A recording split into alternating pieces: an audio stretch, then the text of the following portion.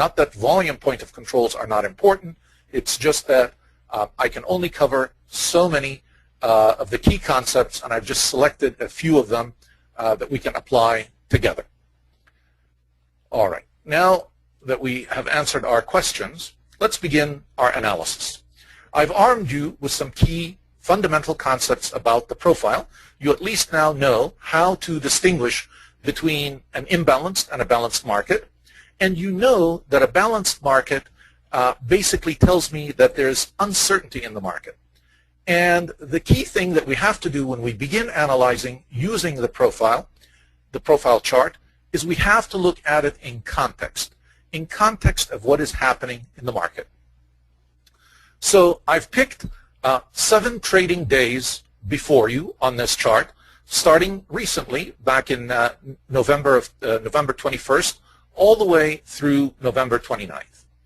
And I want you to sort of take a look at this chart and look at the different days. We've had some directional, some imbalanced, some balanced, but pretty much what you are going to see is that, no, this is for November. Somebody's asking October. This is November. These are days in November for the ES Mini. And you are going to pretty much see that the picture we see in this chart for the number of days, which are really 7 days, is really a market that is not moving in a very strong direction one way or the other. So overall, we are moving within a range. And if you actually go back a week or two conceptually, you will remember that that was the period right before the election and right before the FOMC meeting. So it really does make a lot of sense that the market wasn't quite sure which way it was going. Does that mean we can't trade the market? No, of course not. But we have to be very careful and very astute when we do that. And let me show you how we begin to trade the day that is going to come after 10/29. That was the end of the week, so the next day is the market will open on Sunday afternoon. All right, before we begin to look at how we're going to trade, I just wanted you to take a look at the same picture from a traditional perspective, looking at it using candlesticks. I never trade using strictly the profile. I always integrate both my traditional analytical tools with the profile, and that really gives me tremendous leverage. Not only am I able to see everything that every technical analyst out there is able to see, but I'm also able to add onto that the power of the profile and the key analytical pieces that the profile gives me. So always keep that in mind. You always want to look at both pictures. So we continue here, and I focus even a little bit more on what we're looking at. And even if you look at this picture from a candlestick, if you know a little bit about candlesticks, what we see here in these 7 days is quite a bit of uncertainty. We're seeing a lot of dojis and very small-bodied candles. So there's a pending change that's coming in a market of uncertainty. So here's where we were, and now I'm going to begin to think, what do I do on Sunday when the market opens? I would like to be able to place a trade, and we'll take a look at how we're going to approach that. Okay, back to our picture again of the entire period that we're looking at. And one thing that I want to highlight for you that's always very important are my points, price points of control. We talked about those earlier, the price points of control. These are the points at which we had the highest number of TPOs for each of the days. And as the first step in this analytical, simple analytical process I'm going to teach you, I want you first of all to identify them, and they're very easy to identify because market profile gives us this nice red line.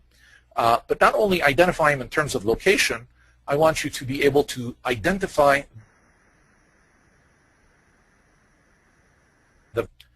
now that we have this information, we've identified all of our points of control for the past 7 days. What I'm going to do is I'm going to do a very simple calculation.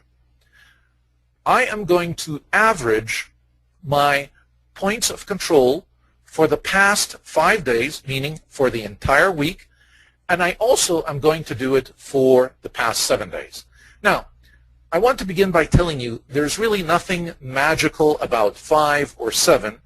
The key concept that I want to convey to you is that you want to look at things over a period of time. So I could be doing this for an entire month. I could be doing it for just 2 weeks.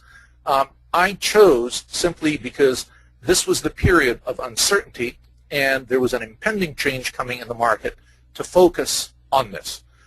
Quite often I find that people sort of get stuck and are not flexible with their analysis, and so they're always just doing 5 days and 7 days.